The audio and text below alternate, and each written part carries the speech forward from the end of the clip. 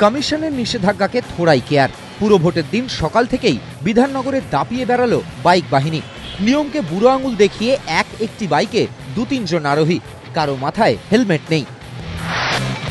সকাল 8:30 নাগাদ সল্টলেক করুণাময়ীর দিকে আসতে দেখা যায় এরকমই একটি বাইক বাহিনীকে। বিধাননগর কমিশনারেটের high radio flying squad bike বাহিনীর পিছু ধাওয়া করে। বিধাননগর পুর ভবনের সামনে আটক করা হয় 15টি বাইক। 30-40 জন আরোহীর মধ্যে কয়েকজন চম্পট দেয়, বাকিদের আটক করে পুলিশ। তৃণমূলের শ্রমিক সংগঠনের নেতা দিলীপ ঘোষের বাইকটিও একসঙ্গে সেখান থেকেই আটক করে পুলিশ। বাইকের নম্বর WB01S8391।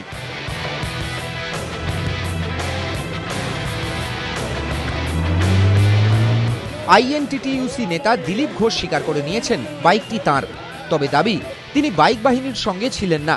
বাইক পার্ক করে তিনি ভোট কেমন হচ্ছে দেখতে যান। আটক করলো আমি কি করে বলবো, এখন পার্ক করা ছিল নিয়ে চলে গেছে।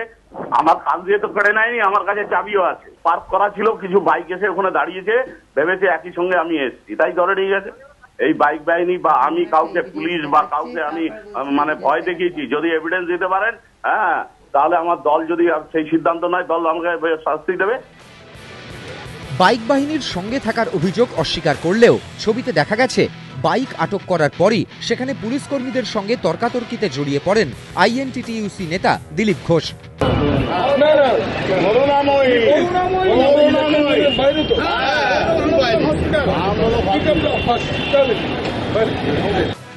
যদিও তৃণমূলের শ্রমিক নেতা কিন্তু সে কথা মানতে নারাজ। কোন পুলিশ অফিসার কমপ্লেন করছে যে কার সঙ্গে আমি তর্কাতর্কি করছি বা ঝগড়া করছি? আমি কারোর সঙ্গে কোনো পুলিশের সঙ্গে আমার কোনো তর্কাতর্কি হয়নি, ঝগড়াও হয়।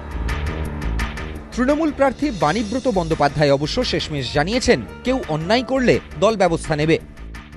দিলীপ ঘোষ বাইক করে কি ধরনের কাজ করেছে সেই অভিযোগটা আমি আগে পুলিশের থেকে জানবো। জানার পর যদি দেখি যে সে কোনো অন্যায় অভিযোগ করেছে, নিশ্চয়ই দিলীপ ঘোষকে জিজ্ঞেস করা হবে, এবং দিলীপ ঘোষ যদি কোনো অন্যায় করে থাকে তাহলে তার এগেইনস্টে দল ব্যবস্থা নেবে। মোটরযান বিভাগ সূত্রে খবর ওই বাইকটি সুব্রত ভৌমিকের নামে রয়েছে। দিলীপ ঘোষ স্বীকার করে নিয়েছেন সুব্রত ভৌমিক তার ভাগ্নে। পুলিশ সূত্রে খবর যে বাইকগুলি আটক করা হয়েছে তার নম্বর খতিয়ে দেখা গেছে। কয়েকটি বাইকের রেজিস্ট্রেশন হয়েছে ব্যারাকপুর ও বারাসাত মোটরযান বিভাগ থেকে। নিয়ম অনুযায়ী বিধাননগর এলাকায় বাইকের রেজিস্ট্রেশন হয় কলকাতা মোটরযান বিভাগ থেকে, অর্থাৎ এদিন আটক হওয়া বাইকগুলি সল্টলেকের নয়, আরোহীরা বহিরাগত।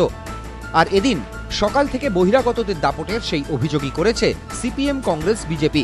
ক্যামেরায় শান্তনু দত্তর সঙ্গে ধ্রুবজ্যোতি প্রামাণিক ও রঞ্জিত সাউ, ABP আনন্দ, কলকাতা।